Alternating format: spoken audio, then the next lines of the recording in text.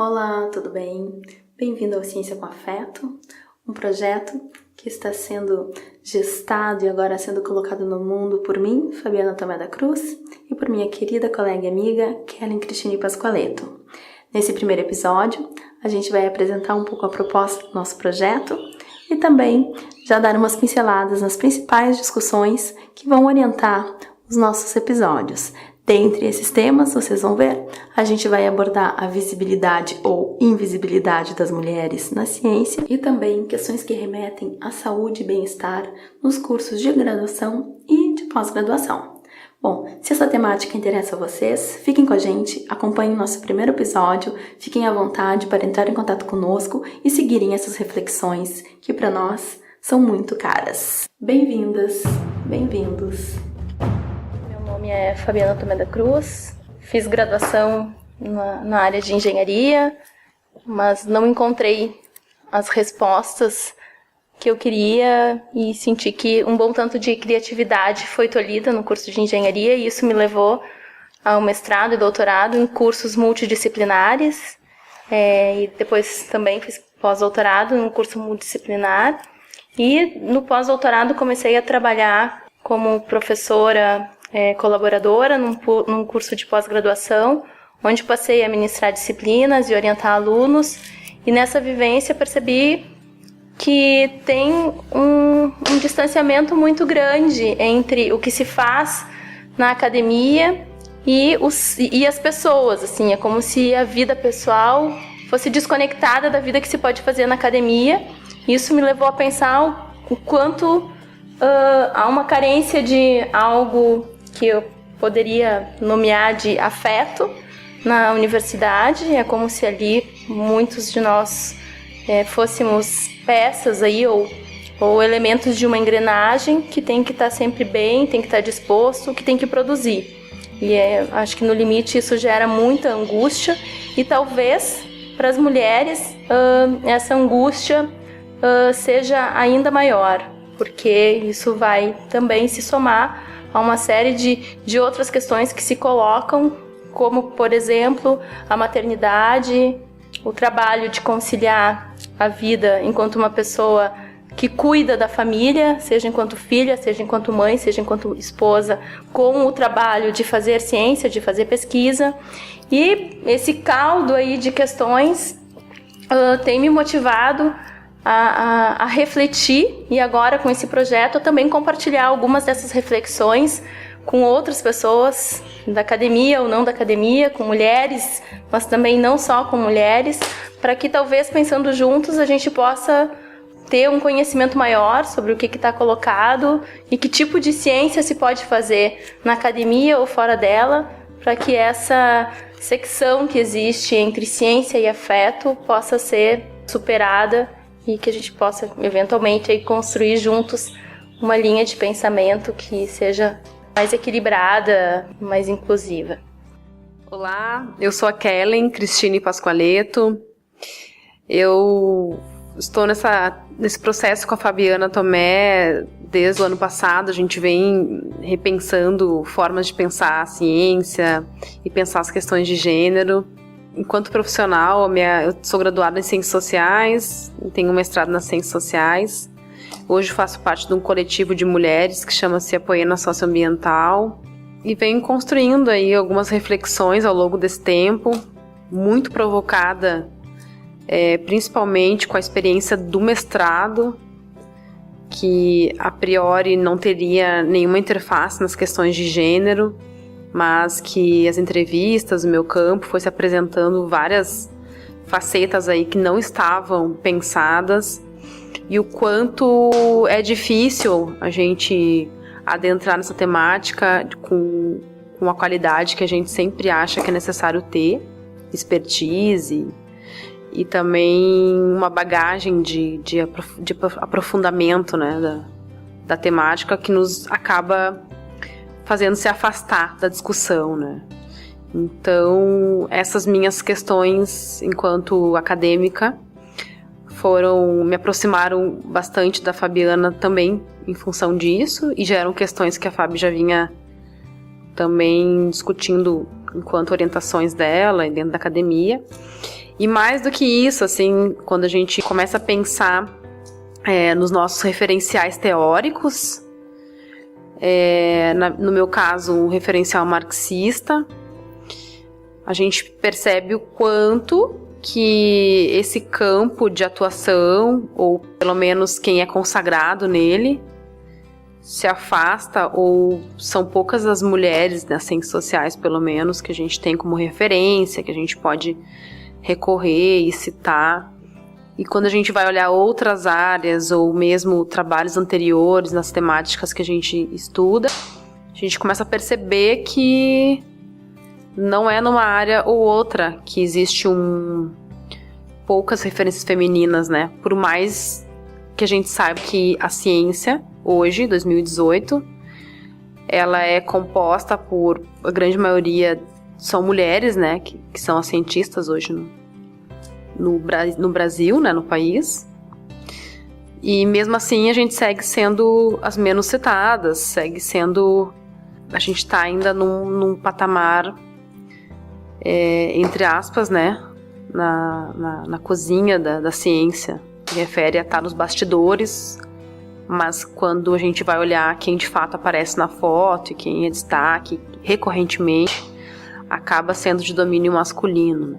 Então, essas e outras questões que a gente vai explicar mais adiante são os fatores que nos inspiram, assim, né, a organizar uma série de questões para tentar ir debatendo ao longo, né, desse projeto, com pessoas convidadas também, porque a gente também não sabe tudo, mas temos bastante questões inspiradoras e que podem orientar a discussão, e também relações com pessoas que a gente sabe que vão contribuir muito nesse debate. Então a gente acredita que é um debate necessário, que tem que ser feito, e a gente está se propondo então a levar ele adiante com bastante otimismo e persistência, porque se tem uma coisa que nós somos, tem a ver com ser criadoras, curiosas, e a gente acredita que sim, tem a contribuir nessa discussão. Bom, e para estimular esse debate e dessas questões que já nos traziam inquietações, a gente encontrou algumas publicações que de alguma maneira corroboravam o que a gente já vinha pensando e que traziam luzes, então, e que, acima de tudo, nos motivaram a dar prosseguimento a um projeto que, de início, nos pareceu bem pouco plausível. E entre as publicações que tiveram um papel bastante importante em nos motivar a seguir o nosso projeto de dar visibilidade para as mulheres na ciência, está um artigo da Vanderlan da Silva Bolzani, intitulado Mulheres na Ciência, porque ainda somos tão poucas, que foi publicado em outubro de 2017 na revista Ciência e Cultura. A Bolzani, ela é professora titular do Instituto de Química da Universidade Estadual Paulista, no campus de Araraquara, e é vice-presidente da Fundação para o Desenvolvimento da Unesp. Ela também é pesquisadora 1A do CNPq e vice-presidente da SBPC. Então, com todo esse currículo aí, também ela, né, nos traz provocações de mostrar que, por algumas vias, as mulheres conseguem assumir cargos de maior destaque, e a reflexão que ela traz nos instiga bastante a também pensar aí de maneira mais coletiva essas questões. Por isso, então, a gente vai trazer alguns trechos desse artigo publicado por ela para fomentar, estimular e também justificar o nosso projeto. Então, de acordo com a Bolzani, no Brasil, a representação desigual das mulheres é um fenômeno em movimento e vem se alterando rapidamente na base da pirâmide educacional. De acordo com o censo escolar do INEP, Instituto Nacional de Estudos e Pesquisas Educacionais Anísio Teixeira, o número de mulheres que concluiu o ensino médio é ligeiramente superior ao de homens no período de 2000 a 2012.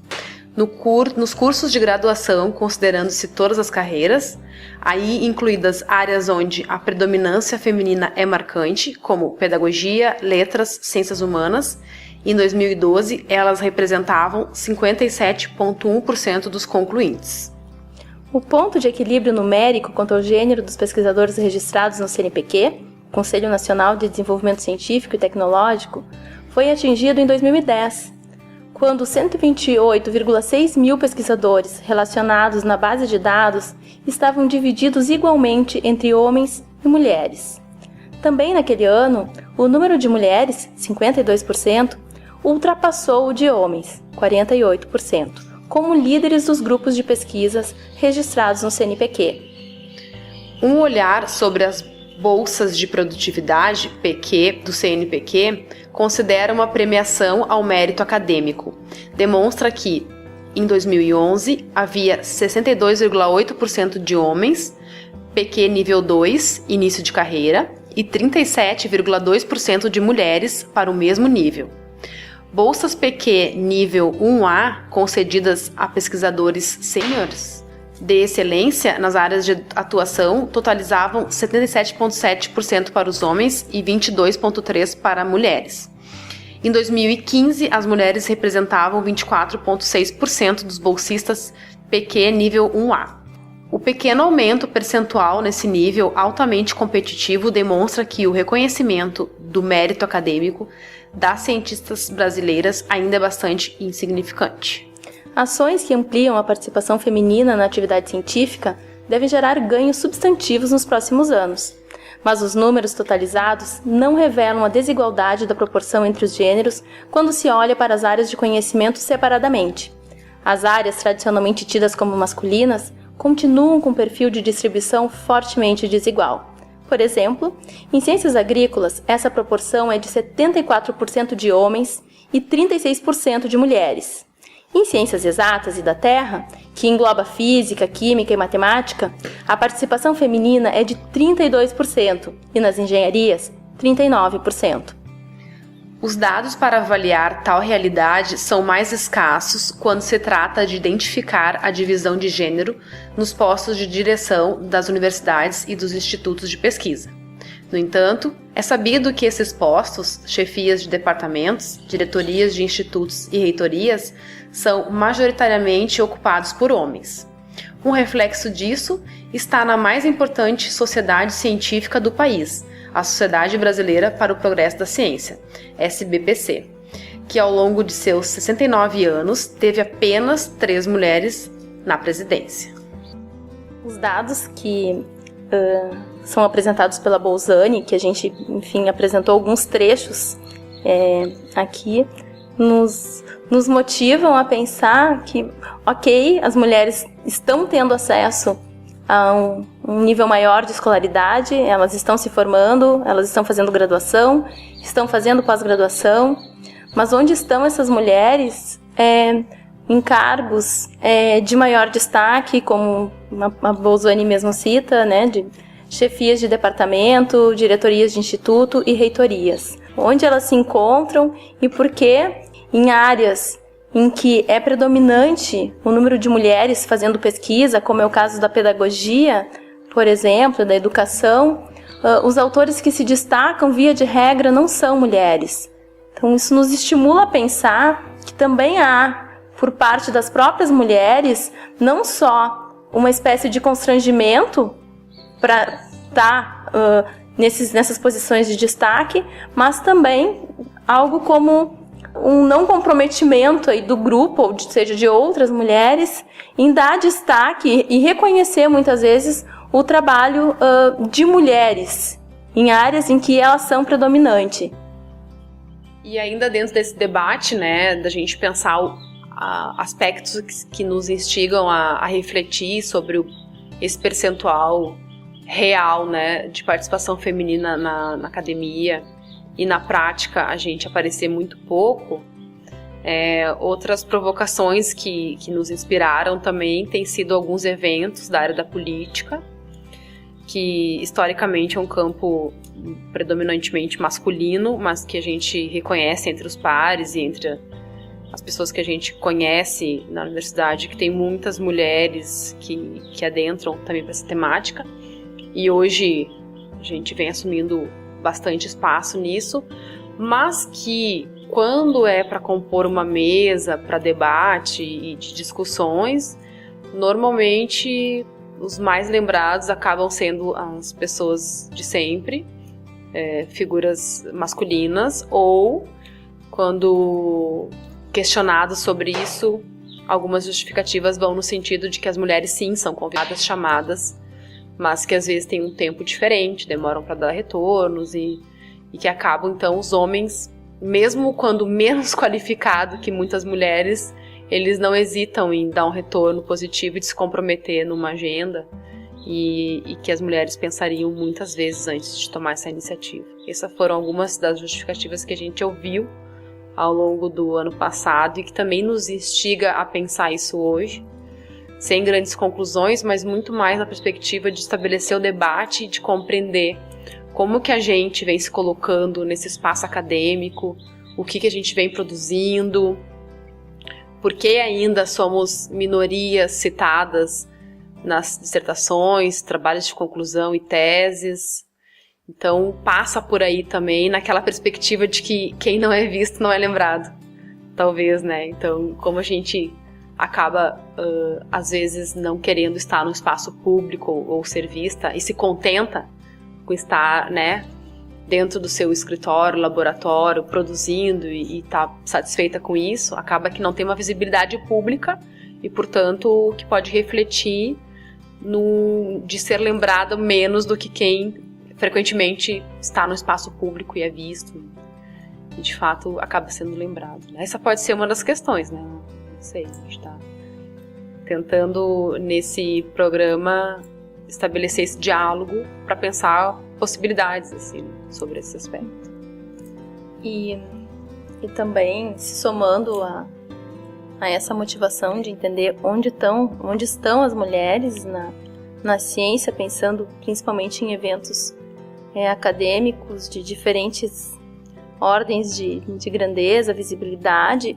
O que também no ano passado chamou nossa atenção foi a recusa de várias mulheres a participar de algumas atividades acadêmicas, algumas delas pensadas para ser uma roda de conversa, outras um pouco maiores, como seminários, mas o que tinha de comum, que nos chamava a atenção, é que mulheres com uma reconhecida trajetória acadêmica ou no processo de construção de uma potencial trajetória acadêmica e potencial, porque fazendo pesquisas muito comprometidas e muito embasadas, se negavam a responder responder positivamente o convite para falar sobre suas pesquisas, ou se respondiam positivamente, não apenas uma vez, aconteceu de muito próximo da data do encontro, terem um imprevisto muito importante e não poderem participar. E isso nos fez pensar que, em alguma medida, alguns eventos que são organizados majoritariamente por homens têm uma espécie de tendência, e, enfim, essa é uma impressão apenas, de que se convide mais homens do que mulheres. Então há um processo talvez de um alijamento das mulheres desses espaços de maior visibilidade de pesquisa, e assim, a gente está falando das diversas áreas. Mas também, ao mesmo tempo, quando há um esforço dos organizadores em convidar mulheres, não raro elas não têm agenda, e talvez um dos pontos que a gente também quer explorar aqui nesse projeto se não tem agenda, né, o que fazem as mulheres, o que sobrecarrega a rotina de trabalho delas, mas também agora, por hora, nos estimula a pensar se não há aí uma recusa, ao mesmo tempo que elas são alijadas da ciência, será que em alguma medida elas mesmas não se alijam nesse processo, porque por sermos educadas para estarmos dentro do espaço doméstico, como que a gente lida e que ferramentas e que estrutura emocional até nós mulheres temos para sair desse espaço doméstico e estar com o microfone na mão num espaço público falando das nossas pesquisas.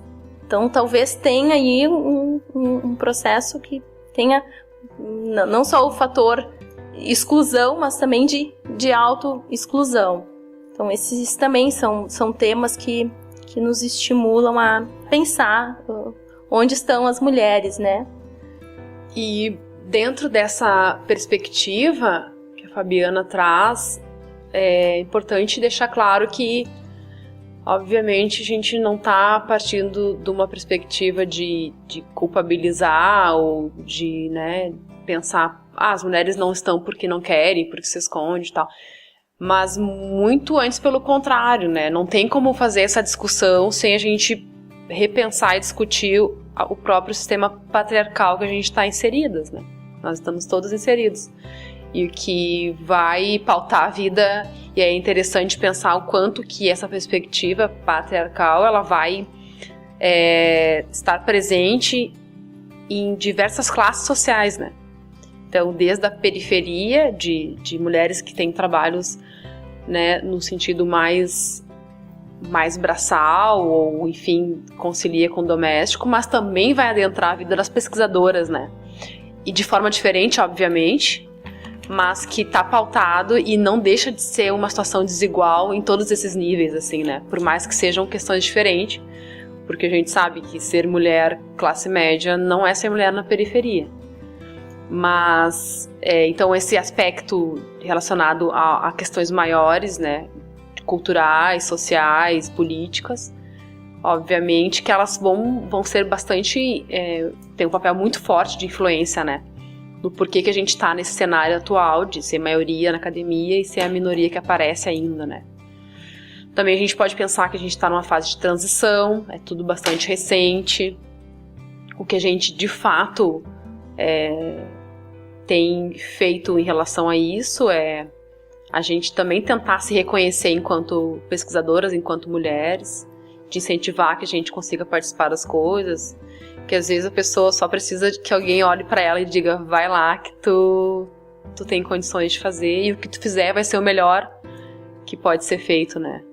E nessa perspectiva da gente só encarar os desafios quando a gente tem 100% de certeza que vai ser muito, muito bom, né? E enquanto que os homens não precisam dessa garantia toda, né? Então, parte um pouco dessa questão também que vem nos pautando nossa discussão e nosso debate. E talvez, se somando a essas motivações anteriores, pegando uma questão que a Kellen levanta, nos motiva muito também ser pra gente, mas também num diálogo mais coletivo, ser esse espaço de estímulo e de apoio, de que, bom, se você recebeu esse convite, sim, vá, porque se você recebeu esse convite, com certeza tem muito a falar sobre o tema. Então, não é dizer que seja simples ou que não há um desafio aí em assumir um lugar que historicamente não é das mulheres, é romper com uma série de questões no próprio sistema patriarcal, mas os méritos são muitos e no limite não estamos sozinhas. E talvez, em resumo, outra motivação que nos faz estar aqui nesse projeto e estar apostando nele, é que a gente reconhece que no olhar e no amparo, no estímulo de outra mulher, pode estar, então, o passo que a gente precisava para aceitar esses convites, para assumir esse lugar que por mérito, por direito, nos deve ser dado, e se não dado, deve ser conquistado. Também complementando essa fala da Fábio, acho que outro aspecto que é importante a gente não perder de vista, né, e a gente tem claro isso, que é essa sobreposição de atividades, né, sobre a mulher, sobretudo o papel de responsabilidade pela vida reprodutiva, né, e isso também ultrapassa as classes, né, em graus diferentes, obviamente, mas esse papel de maternidade, do cuidado com a família e de gestão da família, né, que ultrapassa o trabalho doméstico, mas que vai de administrar a casa, compras e, enfim, tudo que gira em torno. A gente sabe que ainda tem um peso bastante grande em cima das mulheres. Em outras palavras, a gente acaba percebendo o quanto que as mulheres saíram para a rua, ingressaram no mundo do trabalho, mas que muitos dos homens ainda não entraram para dentro de casa, né? De forma redundante mesmo, mas no sentido de não de não colocar a mão na massa, assim, né? Ou quando coloca no sentido de pensar que isso é ajuda, quando a gente sabe que não é ajuda. As pessoas que moram na casa precisam dividir as tarefas dessa casa. Então, parte por aí também algumas das pistas, né, que a gente tem para pensar todo o desafio que está colocado em ser profissional de qualquer área, inclusive enquanto cientista também, né? Então, sobretudo que a gente sabe que para tu ser uma cientistas são considerados quem concluiu o doutorado, e isso exige pelo menos quantos anos? 15 anos de estudo? Ou mais? E isso tu não vai fazer com menos de 30 anos, que é um período que tu vai ser mãe. Então acaba que coincide ali, né? Ou fim de mestrado, ou doutorado, ou muito antes. Mas não pode ser muito depois. Tem que ser, né? Nesse período. Então, tu acaba ficando entre, né? Seguir uma vida profissional e que demanda tempo, que a gente sabe, dedicação. É quase religioso, assim, né? A vida. Ou vida familiar, né? O que talvez para os homens não tenha tanto peso essa escolha, né? Porque se eles optarem em ser pais, por mais participativos e parceiros que sejam, sempre tem um papel maior, né, da mãe nesse lugar aí. O nosso objetivo é aprofundar e problematizar todas essas questões em diferentes episódios, mas sempre tendo como foco para as diversas questões que já estão dadas e que estão colocadas, e agora essas questões que a Kellen traz, né?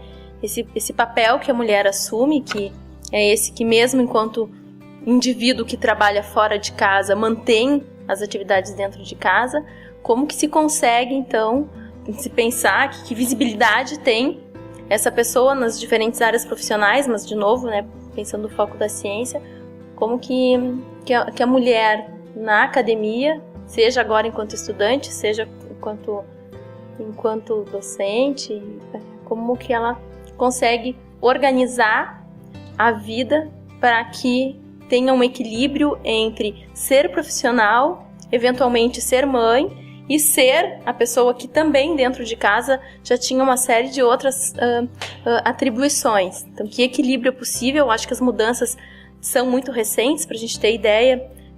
Faz poucos anos, 2010, que então foi possível que alunas de mestrado e de doutorado pudessem receber bolsa enquanto licença maternidade. E então isso é muito recente, e a gente escuta ainda durante seleções de mestrado e doutorado professores na banca de avaliação dos candidatos perguntarem sem nenhuma inibição se há alguma intenção por parte das candidatas, e essa pergunta é feita às mulheres, se elas pretendem ter filhos, ou às vezes não é nenhuma pergunta, é uma imposição que é colocada dizendo, olha, durante mestrado e doutorado, tu não pode ter filho porque isso vai atrapalhar. E acredito que, pela responsabilidade que é ter um filho, talvez falar em atrapalhar seja muito forte, mas enfim, vai gerar desafios maiores. Mas o que é o grande ponto aí? É que essa pergunta não é feita do mesmo modo para os homens. Então, se a gente entende que tem um processo que deve ser, de uma forma crescente, levado à igualdade de responsabilidades e de deveres na educação, no cuidado com os filhos, essa pergunta poderia e deveria ser igualmente direcionada para homens e mulheres, se é o caso de ela ser feita. Então, acho que esses assim, são pontos que se entrecruzam e que nos estimulam a, em diferentes episódios, ir trabalhando e talvez desemaranhando essa trama de questões, porque a gente acredita que talvez não seja capaz de resolver esse tanto de coisa, mas que colocando luz sobre esse emaranhado, algumas pontas a gente pode encontrar e pode ir percebendo que há situações muito comuns, talvez dentro da academia, mas talvez também em outras áreas profissionais, e que esse olhar coletivo e essa rede que possa se formar desse entendimento comum possa nos ajudar, não enquanto mulheres, mas enquanto sociedade, a viver com mais leveza, que a gente possa entender diferentes pontos de vista, diferentes formas de ser e de estar no mundo, para que a gente possa pavimentando, construindo caminhos que sejam mais equitativos. Sim, acho que é perfeito, Fábio. Chega num ponto bastante importante pra gente. Talvez tivesse que ser o começo da conversa. Pode ser. Mas, e só complementando a tua fala, né, quando tu traz que essa pergunta é feita numa entrevista, né, de seleção para pós-graduação, ela também é feita por professoras, né, não só por professores. Sim. Então fica aquela outra questão, né, basta ser mulher para ter um olhar mais atento, cuidadoso com esse tema? Afetivo? A gente entende que não, né? E eu falo por ti também, porque a gente já discutiu muitas vezes sobre isso. A gente conhece uma série de homens que têm um olhar muito interessante sobre esse assunto e muito mais afetivo do que o olhar de muitas mulheres, né? Temos experiências aí que talvez em algum momento a gente possa citar algumas, mas que esse debate, então, a gente não está falando aqui de um recorte apenas ou focado em gênero, de mulher e tudo mais, mas a gente está falando de como pensar o processo da ciência mais humanizada, porque não a ciência com afeto, né, como a gente vem falando, que inclui a discussão entre homens e mulheres, não só chamando atenção para as mulheres, mas como que os homens também se colocam nessa posição e como que muitas mulheres se colocam nessa posição e reproduzem uma lógica que está colocada, né, do que é ser homem e ser mulher. Acho que por bastante tempo a gente tem aspecto voltado da razão, né, da ciência, o que acaba excluindo a afetividade nos processos. E acho que recentemente a gente vem rediscutindo isso, repensando, né, esse limite do afetuoso, ser possível produzir bem assim, de ser um espaço na academia que tu vai te sentir confortável, que tu vai ter interesse pelo que tu está fazendo, que não vai ser um espaço que vai gerar um sofrimento psicológico, que a gente sabe que tem gerado, inclusive, muitos suicídios, inclusive, né, nos últimos tempos, e isso está sendo mais falado agora, mas de ser um espaço que a gente queira estar, de que a gente consiga ser o melhor de nós naquele lugar, talvez da forma como a gente vem consolidando hoje, na perspectiva de disputa, na perspectiva de produtividade e de competição, né? Ele hoje talvez não é um espaço que tenha um espaço para falar de afetividade, né? Ele é um espaço de competição, de produtividade, de colocar as pessoas para disputarem espaço, de racionalidade, exatamente. Então, né, isso tudo passa por uma discussão que não é de mulher, né? É de pensar uma outra forma de sociedade, assim, né?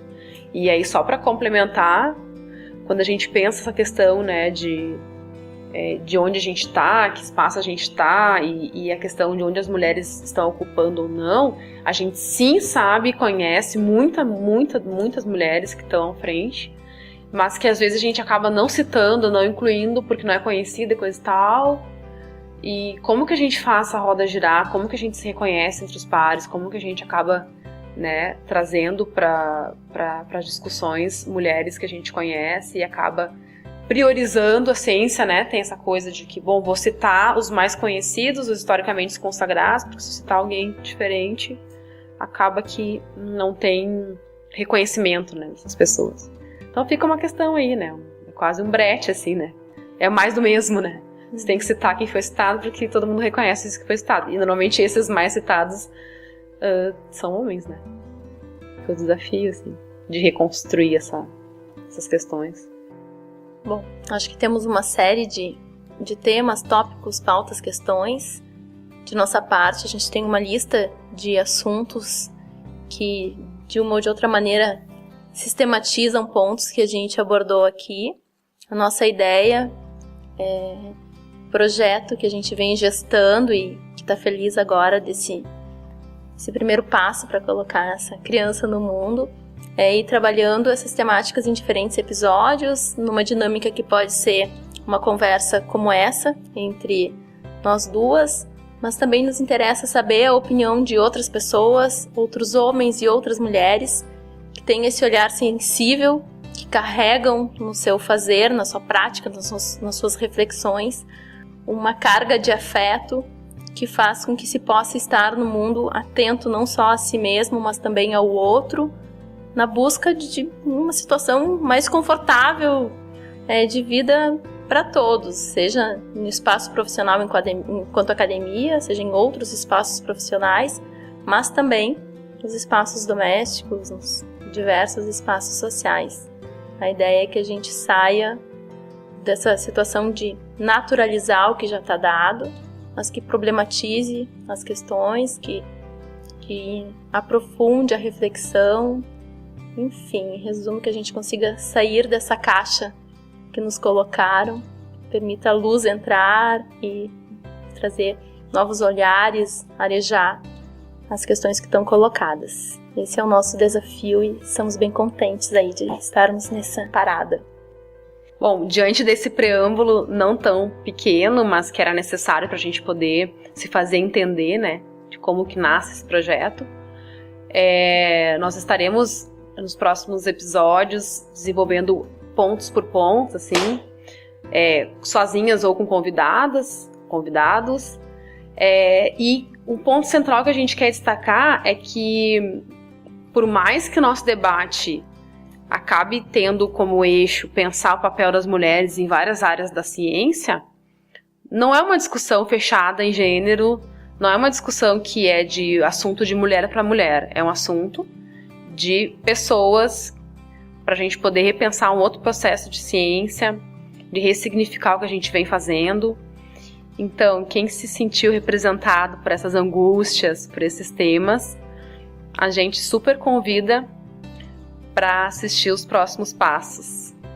Vem com a gente! É isso aí!